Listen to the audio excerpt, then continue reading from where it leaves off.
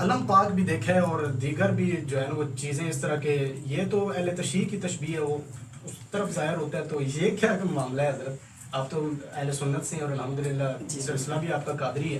جی بالکل. تو یہ کیا ایک سلسلہ ہے علم پاک؟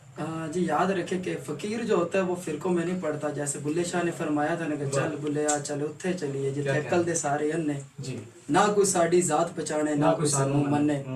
تو بلے شاہ نے بات ہی ختم کر دی تھی. الحمدللہ میں اہل سنت والجماعت سے تعلق رکھتا ہوں.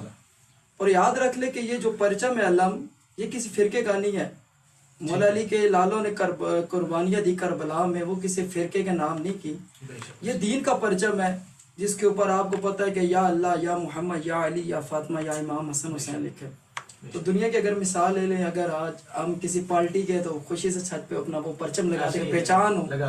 تو میں یہ کہتا ہوں کہ یہ تو پرچم وہ ہے کہ جو قیامت والے دن بھی حضور کے ہاتھوں میں ہوگا. زبردست ہو گیا.